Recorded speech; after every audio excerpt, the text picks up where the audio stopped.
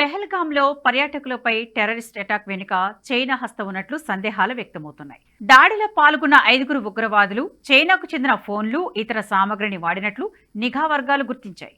ఉగ్రవాదులు Chinese apps ద్వారానే సమాచారం ఇచ్చిపుచ్చుకున్నట్లు తేల్చారు. ముష్కరులు కాల్పులు జరిపిన చోట చైనీస్ శాటిలైట్ ఫోన్ను అధికారులు స్వాధీనం చేసుకున్నారు.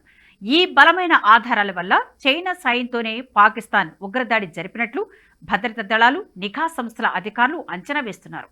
మరోవైపు భారత్ పాకిస్తాన్ వివాదం నేపథ్యంలో పాకిస్తాన్ విదేశాంగ శాఖ మంత్రి మహమ్మద్ ఇషాక్దర్ చైనా విదేశాంగ మంత్రి వాంగీతో ఫోన్లో మాట్లాడారు. వీరిద్దరి మధ్య సుదీర్ఘ చర్చలు జరిగినట్లు తెలుస్తోంది. పెహల్గాం ఉగ్రదాడి తర్వాత భారత్ తీసుకుంటున్న కఠిన నిర్ణయాలు, పాకిస్తాన్ తీసుకున్న నిర్ణయాలను వాంగీతో చెప్పినట్లు తెలుస్తోంది. దీంతో భారత్కు భయపడి పాకిస్తాన్ అండ కోసం చైనా వద్దకు వెళుతోందని నిఘా వర్గాలు భావిస్తున్నాయి. మరోవైపు ప్రపంచ దేశాలు బాధిత దేశమైన భారత్కు మద్దతుగా నిలుస్తుంటే చైనా మాత్రం అందుకు విరుద్ధంగా వ్యవహరిస్తోంది. కుట్రదారు పాక్కు ఒత్తాసు పలుకుతుంది. తాజాగా తమ మిత్ర రాజ్యమైన పాకిస్తాన్ సార్వభౌమాధికారం, భద్రతా ప్రయోజనాలను కాపాడేందుకు తాము అండగా ఉంటామని ప్రకటించి తన వక్రబుద్ధిని మరోసారి బహిరంగపరుచుకుంది. అలాగే పెహల్గాం ఉగ్రవాద దాడిపై త్వరగా న్యాయమైన దర్యాప్తు చేయాలని చైనా ఉచిత సలహాలిస్తోంది. చైనా విదేశాంగ మంత్రి వాంగ్ యీ ఆదివారం పాకిస్తాన్ విదేశాంగ మంత్రి ఇషాక్ దార్తో ఫోన్లో మాట్లాడారు. ఈ సందర్భంగా పెహల్గాం ఉగ్రవాది దాడి తర్వాత భారత్ పాక్ల మధ్య పెరిగిన ఉద్రిక్తతల గురించి వాంగ్ యీ ఇషాక్ దార్ వివరించినట్లు చైనా అధికారిక వార్తా సంస్థ జిన్హువా వెల్లడించింది. భారత్ పాక్ల మధ్య పెరుగుతున్న ఉద్రిక్తతలను, జరుగుతున్న పరిణామాలను చైనా నిశితంగా గమనిస్తోందని, ఉగ్రవాదాన్ని ఎదుర్కోవడం ప్రపంచ దేశాల ఉమ్మడి బాధ్యతని వాంగ్ యీ పేర్కొన్నారు. కానీ వెంటనే చైనా వక్రబుద్ధిని స్పష్టంగా బయటపెట్టారు. పాకిస్తాన్ ఉగ్రవాదాన్ని నిరోధించడానికి చేస్తున్న ప్రయత్నాలకు సంపూర్ణ చైనా మద్దతు ఉంటుందని తెలిపారు. పాకిస్తాన్పై చైనా ప్రేమను వాంగ్ యీ మాటలు చూద్దాం. చైనా మిత్రదేశం, వ్యూహాత్మక సహకార భాగస్వామి అయిన పాకిస్తాన్ భద్రతా ఆందోళనను మేము పూర్తిగా అర్థం చేసుకున్నాం. పాక్ తన సార్వభౌమాధికారాన్ని, భద్రతా ప్రయోజనాలను కాపాడుకోవడానికి మా పూర్తి మద్దతు ఇస్తాం. పెహల్గాం ఉగ్రదాడి విషయంలో త్వరగా న్యాయమైన దర్యాప్తు చేయాలని మేము కోరుతున్నాం అంటూ చైనా వాంగ్ యీ ప్రకటించాడు. అంతేకాదు, ఈ వివాదం భారత్ పాక్ల ప్రాథమిక ప్రయోజనాలకు ఏమాత్రం ఉపయోగపడదు. ప్రాంతీయ శాంతి, స్థిరత్వానికి కూడా ఎలాంటి ప్రయోజనం చేకూరదు. కనుక ఇరు దేశాలు సంయమనం పాటించాలి. ఇరు పక్షాలు ఈ ఉద్రిక్తతలు తగ్గించడానికి పరస్పరం ముందుకు రావాలి అంటూ సన్నాయి నొక్కులు నొక్కాడు. వాస్తవానికి ఈ అటాక్ జరగగానే చైనా తీవ్రంగా ఖండించింది. పెహల్గాం దాడిని మేము తీవ్రంగా ఖండిస్తున్నాం. చైనా అన్ని రకాల ఉగ్రవాదాన్ని తీవ్రంగా వ్యతిరేకిస్తుంది. ప్రాణాలు కోల్పోయిన వారికి మేము సంతాపం తెలియజేస్తున్నాం. మృతుల కుటుంబాలకు, గాయపడిన వారికి హృదయపూర్వక సానుభూతిని తెలియజేస్తున్నాం అని చైనా విదేశాంగ మంత్రిత్వ శాఖ ప్రతినిధి గువో జియాకున్ తెలిపారు. భారతదేశంలోని చైనా రాయబారి జూ ఫిహాంగ్ కూడా ఈ ఉగ్రదాడిని ఖండించారు. ఆయన ఏమన్నారంటే, పెహల్గాంలో జరిగిన ఉగ్రదాడి తనను దిగ్భ్రాంతికి గురి చేసిందన్నారు. దాడిని మేము ఖండిస్తున్నాం, బాధితులకు ప్రగాఢ సంతాపం తెలియజేస్తున్నాం, ఉగ్రవాదాన్ని వ్యతిరేకిస్తున్నాం అని జూ ఫిహాంగ్ ఎక్స్లో పోస్టు పెట్టారు. కానీ ఇప్పుడు చైనా విదేశాంగ మంత్రి పాక్కు మద్దతుగా మాట్లాడాలని చూస్తుంటే చైనా దుర్బుద్ధి అర్థమవుతుంది. ఇదంతా ఒక ఎత్తైతే ఐక్యరాజ్య సమితి భద్రతా మండలిలోనూ పెహల్గాం దాడులను నీరుగార్చే ప్రయత్నం చేసింది చైనా.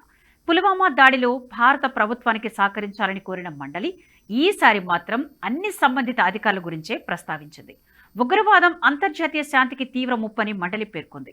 దీనిపై దర్యాప్తు జరిపి దాడికి పాల్పడిన వారు, దానికి ఆర్థికంగా సాయం చేసిన వారిని బాధ్యులను చేయాలని ఐక్యరాజ్య సమితి తన ప్రకటనలో తెలిపింది. పెహల్గాం ఉగ్రదాడిని తీవ్రంగా ఖండించిన ఐక్యరాజ్య సమితి భద్రతా మండలి ఈ దారుణానికి పాల్పడిన వారిని కఠినంగా శిక్షించాలని కోరింది. అంతేకాదు, ఉగ్రవాదులకు మద్దతిస్తూ ఆర్థికంగా సాయపడుతున్న వాళ్లని కూడా బాధ్యులను చేసి చట్టం ముందు నిలబెట్టాల్సిందేనని స్పష్టం చేసింది. ఈ మేరకు అమెరికా ప్రతిపాదనను ఆమోదిస్తూ భద్రతా మండలికి అధ్యక్ష హోదాలున్న ఫ్రాన్స్ ఓ ప్రకటన చేసింది. అమాయక పౌరుల ప్రాణాలను బలిగొన్న ఉగ్రవాదులను కఠినంగా శిక్షించాలని మండలి నొక్కి చెప్పింది.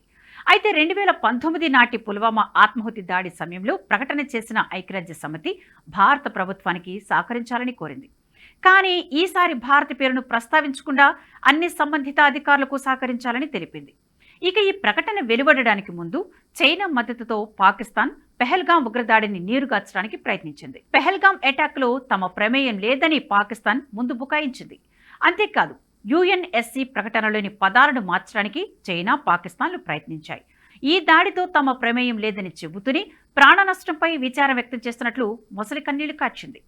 అయితే ఉగ్రవాదాన్ని తీవ్రంగా ఖండించిన భద్రతా మండలి ఉగ్రవాదం అన్ని రూపాల్లో అంతర్జాతీయ శాంతికి భద్రతకు తీవ్రమైన ముప్పుగా పరిణమించిందని పేర్కొంది. ఇలాంటి చర్యలు ఎక్కడ ఎప్పుడు ఎవరు చేసిన నేరమని యుఎన్ఎస్సీ తెలిపింది. అమెరికా ప్రతిపాదనపై ఏకాభిప్రాయం రావడానికి ముందు అనేక చర్చలు జరిగాయి. పాకిస్తాన్ చైనాతో కలిసి ప్రకటనలోని పదాలను మార్చడానికి ప్రయత్నించింది.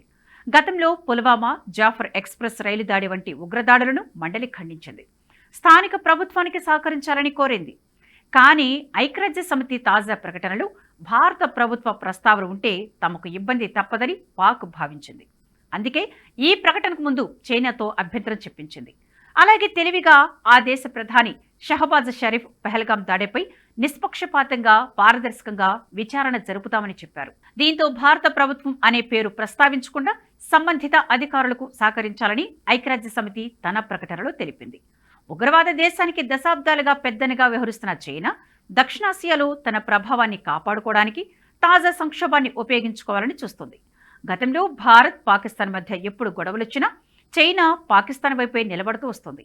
1999 కార్గిల్ యుద్ధం సమయంలోనూ పాకిస్తాన్కు అండగా నిలిచింది చైనా. బహిరంగంగా మద్దతు ఇవ్వకపోయినప్పటికీ రహస్యంగా సైనిక సామాగ్రి, ఆర్థిక సహాయం అందించింది.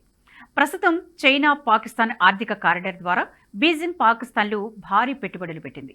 ఇది భారత్తో విభేదాలను మరింత తీవ్రతరం చేస్తుంది. చైనా ఈ ఉద్రిక్తతలను భారత్ను ఒత్తిడి పెంచేందుకు, తన భౌగోళిక రాజకీయ లక్ష్యాలను సాధించేందుకు వినియోగించుకోవాలని చూస్తుంది. అయితే బహిరంగ సైనిక జోక్యం చేసే అవకాశం తక్కువ. ఎందుకంటే చైనా ప్రపంచ ఆర్థిక, దౌత్య సంబంధాలను దెబ్బతీయడానికి ఇష్టపడదు. అలా చేస్తే తన మార్కెట్ను తానే చేజేతుల నాశనం చేసుకున్నట్లు అవుతుంది. చైనా వ్యూహం దౌత్యపరమైన ఆర్థిక ఒత్తిడులపై ఆధారపడే అవకాశం ఉంది. సిపిఈసి ద్వారా పాకిస్తాన్కు ఆర్థిక సహాయాన్ని పెంచడం, ఆయుధ సరఫరాను వేగవంతం చేయడం వంటి చర్యలతో చైనా పాకిస్తాన్ బలపరచవచ్చు. 2016లో భారత్ సర్జికల్ స్ట్రైక్స్ తర్వాత చైనా తన సైనిక సన్నాహాలను ఎల్ఏసీ వద్ద పెంచింది. భారత్పై ఒత్తిడి తెచ్చేందుకు పాకిస్తాన్తో సమన్వయం చేసింది. ప్రస్తుతం భారత్ అమెరికాతో సన్నిహిత రక్షణ ఒప్పందాలను కలిగి ఉండడం చైనాకు ఆందోళన కలిగిస్తుంది. ఈ పరిస్థితిలో చైనా భారత్ను ఒత్తిడిలో ఉంచేందుకు వ్యూహాత్మకంగా వ్యవహరించే అవకాశం ఉంది. అయితే చైనా తన ఆర్థిక లక్ష్యాలను, ముఖ్యంగా బెల్ట్ అండ్ రోడ్డు ఇనిషియేటివ్ను రాజీ పరచకుండా సంయమనం పాటించే అవకాశం ఉంది. భారత్, పాకిస్తాన్ ఉద్రిక్తతలు తీవ్రమైతే చైనా అంతర్జాతీయ వేదికలపై తటస్థ భాగస్వామిగా కనిపించేందుకు ప్రయత్నిస్తుంది. గతంలో 2020 గల్వాన్ ఘర్షణ సమయంలో చైనా భారత్తో సరిహద్దు వివాదాలను పెంచి పోషించింది. అదే సమయంలో పాకిస్తాన్తో సైనిక సహకారాన్ని బలపరిచింది. ఈ ఉద్రిక్తతల సమయంలో చైనా ఐక్యరాష్ట్ర సమితి వంటి వేదికలపై శాంతి చర్చలను ప్రోత్సహించవచ్చు. కానీ రహస్యంగా పాకిస్తాన్కు మద్దతు ఇవ్వడం కొనసాగించవచ్చు. చైనా ఈ విధానంతో భారత్ను దౌత్యపరంగా ఒంటరిగా ఉంచడానికి ప్రయత్నించే అవకాశం లేకపోలేదు. అందుకే భారత్ కూడా చైనా విషయంలో అప్రమత్తంగా వ్యవహరిస్తోంది. చైనా తాటకు చప్పలకు మోదీ ప్రభుత్వం ఏనాడు వెనుకడుగు వేయలేదు. డోక్లాం, గల్వాన్లో చైనా కుయుక్తులను ప్రపంచం ముందు ఉంచగలిగాం. ఇప్పుడు కూడా తోక జాడిస్తే కట్ చేసేందుకు దిగుమతులు ఆయుధం ఎలాగూ ఉండనే ఉంది. ఓవైపు ట్రంప్ టారిఫ్లతో విలువలలాడుతున్న చైనా ప్రపంచంలో తనకు ఉన్న ఏకైక అతిపెద్ద మార్కెట్ భారత్ను కోల్పోవాలని అనుకోదు.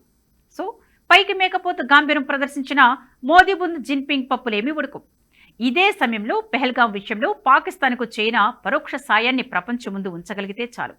చైనా వెనుకడుగు వేసే అవకాశాలు ఎక్కువ అంటున్నారు విదేశాంగ నిపుణులు. చూడాలి మరి ఏం జరుగుతుందో. ఈ వీడియో మీకు నచ్చినట్టయితే లైక్ చేయండి, 10 మందికి షేర్ చేయండి. అలాగే కామెంట్ల రూపంలో మీ అభిప్రాయాలను మాతో పంచుకోండి. Nationalist hub group of channels ను సబ్స్క్రైబ్ చేసుకుని తెలుగునాట జాతీయవాద జర్నలిజాన్ని ప్రోత్సహించండి. ఈ వీడియో కింద ఉన్న బెల్ ఐకాన్ పై క్లిక్ చేయడం మర్చిపోవద్దు.